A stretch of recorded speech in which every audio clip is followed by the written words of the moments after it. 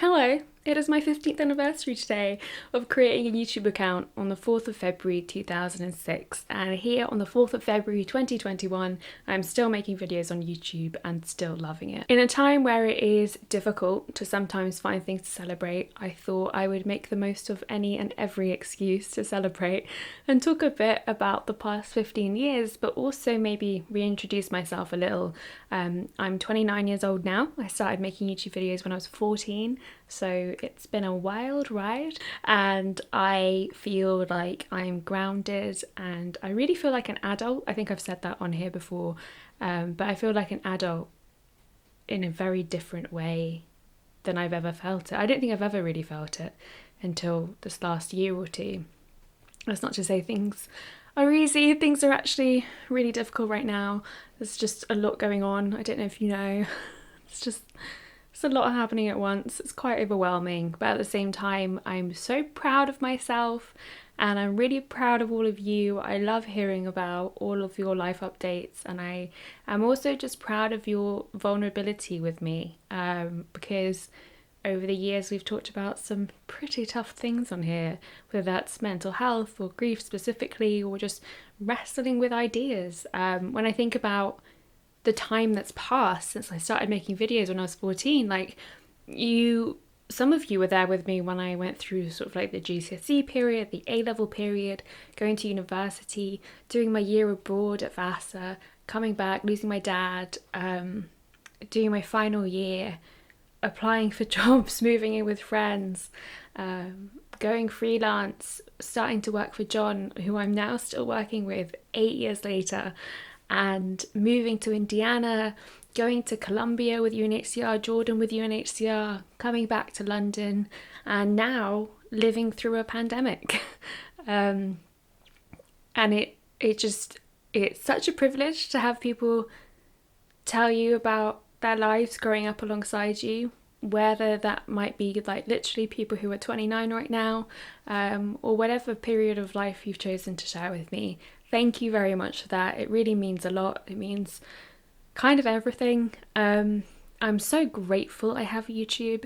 And John actually recently made a video about the golden years of YouTube and the golden age of YouTube. And I really feel like right now is a particularly special time, not just because of this sort of community spirit, but also I think because I've let go of external markers of success. Not that I was super invested in them, but definitely when more people came to the platform, or like they introduced play buttons, I was like, oh, I want a play button, or I want to get to 100,000 subscribers, or I want this, or why are they doing this? Like, why?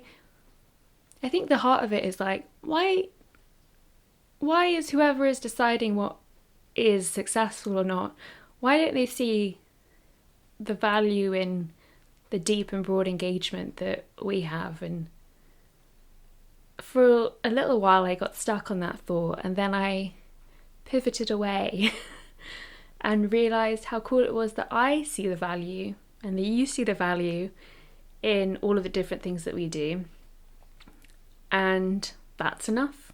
And that's one of those lessons that like on paper or in an Instagram infographic might seem very clear, but internalizing it takes time. And I am proud to have done that, and I am proud to have, over the course of 15 years, predominantly made all of the videos that I have felt like making and have wanted to make and have felt kind of experimental with in some way, or have just things that I wanted to make that didn't fit under a focus, didn't fit under one specific pyramid or umbrella, but they are part of this ongoing conversation that we all have, and I'm so grateful for it. I really do feel like it's a good opportunity for a reintroduction. So hi, I am Rosianna Hulse-Rojas. I am 29 years old. I am half British, half Mexican. I live in London. I am a lifelong Londoner, and I love to read. I love to listen to The Killers. I love to see The Killers. I love Haim and Taylor Swift, and I love Lorde. I love Mitski. I still love all of the music I listened to between like 2001 onwards. Well, I was going to say between 2001 and like 2006, but it's really 2001 onwards. Like the Libertines, for instance. I still love listening to the Libertines. I can still listen to Is This It on any given day. I still listen to the Donnas every now and then and just go back and be like, yeah, or like the Long Blondes. Man, so much good music back then. Laura Marling, I had a Laura Marling day the other day that was just, it was like tapping into a level of emotion that I hadn't let myself feel. And then I had a Laura Marling day and I was like, thank you, Laura. Thank you very much, Laura Marling. So I love music, I love books, I love writing. My job is being a writer and also being a producer. I'm self-employed. I primarily work with John Green, author of The Fault in Our Stars, Turtles All the Way Down, and the upcoming The Anthropocene Reviewed. I work with him on basically any project that comes up. I produce the Anthropocene Reviewed podcast and Dear Hank and John, the podcast. We work on feature film projects and TV projects, and we have a book club together. Subscriptions for Life's Library are currently open if that's something you're interested in signing up for. It's free to join as a book club. You can join the discussion on Discord at any time you like, but it's also a really great community right now when we're all just craving social contact so much. We are into our 3rd year now, and paid subscriptions where you can have us like send you a book or an audio book, and you get the letter and the reading guide and the podcast that John and I make about every book that we discuss, etc. All of the after-tax profits from that go towards our community's work to reduce maternal and infant mortality in Sierra Leone. So there's just all of these projects that I get to work on every day that I'm so proud of. And Life's Library, I love it. I'm so glad that I helped create it, but I also think that if I were just a member of it, I would absolutely love it too. And it's, again, another one of those things that are built by the community. Like I think there was a period of time, especially thinking about like in my early 20s and sort of being pushed to put a hat on my ambitions and give them a name and classify them and focus them. There was a time when I realised that I was good at certain parts of business and operations, that sort of thing. I was like, oh, I want to be a CEO, because it felt like that's what I should want. I think this was the kind of girl boss type era, but actually I have found myself so happy in a collaborative environment, in an environment that works laterally. I have so much to learn from everyone all the time. And that's not to say that CEOs don't have so much to learn from people all the time. It's just I'm not interested in that in the same way that I was. And there was something kind of performative about it. And looking back at my time on YouTube, like it's certainly such a great platform for performativity. I think Instagram has sort of overtaken that now because it doesn't require the same level of entry for that performativity in a way. Part of what I like about looking back over the 700 and something videos that I've made and what I chose to make and how I choose to make it is not only looking at the kind of person I was and I knew I was and the things I was wrestling with, but also who I was trying to be or who I was pretending to be. And those times where, as I said before, other external pressures and metrics of success got involved. If I were introducing myself, I like books and writing and music. I also really like talking about the internet. I like talking about online community.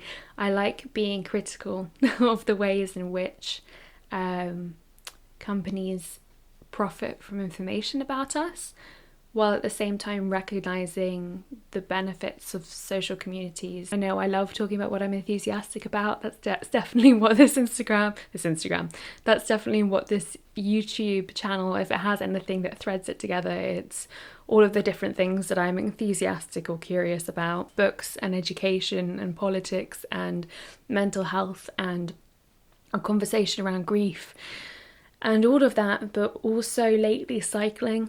I've become very into cycling. I actually called my friend Sana and she said type 2 activities for sure. Things that are sometimes grueling in the moment, but the payoff feels amazing. And that is me to a T. Especially right now, I've been craving doing like thrill-seeking type things. I want to go to theme parks. I want to go skydiving. I want to go bungee jumping. I really want to go zip lining. Like, I want to go jet skiing. There's that side of me that really seeks that adrenaline rush through activity, and for a long time I didn't think that that was part of my identity because I didn't conceptualize myself as like the sporty one, as though we all had to like pick a Spice Girl or something coming into this world. Sport and activity has become such a big part of my life that it's kind of funny now thinking about it. Cycling is a massive thing for me. I do a lot of weightlifting and strength training, which is really fun. I love that a lot, and I've been keeping it up through lockdown through Zoom with my great trainer Lewis, who's fantastic. What else do I like? Sana also said I love a theme, and I do. I really love a theme. I like excuses to dress up and theme things, or like just celebrate, like any excuse to have a nice glass of champagne. I'm definitely a positive person. I'm an optimist, and even when I find that really hard to locate sometimes because I also have major depressive disorder, which is added bonus. So even when it's really difficult to locate, there is something in me that is seeking that and is looking for opportunities to celebrate or reasons to be silly, and I like that about myself. It's funny thinking of how much quicker I am now to think about things that I like, to be able to name things that I like about myself. Optimism, positivity is definitely one of them. Creativity is a huge one for me. I am welcoming. I'm a good listener. I'm very curious, adventurous. I like long walks on the beach. I do. I miss the beach though. It's such a strange thing to have 15 years, more than half my life, as Dawn helpfully told me this morning. Having all those videos, sometimes I get nervous, like what have I said?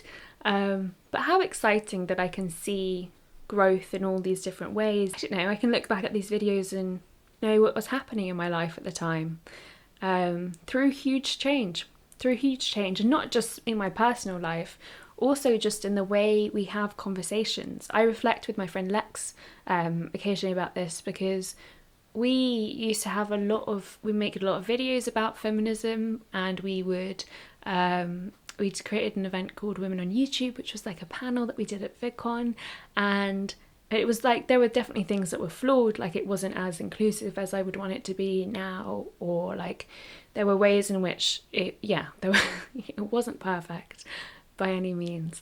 But that being said, we did that at a time when feminism and equality wasn't at the forefront of the conversation. It just wasn't. And we would sometimes just have to like get in fights with people about it who sort of like ridiculed it or made it small or made it seem like things like that weren't important to get annoyed about, or like, I don't know, it would really drive me bananas, because it felt like, why aren't you paying attention to this? This is clearly important.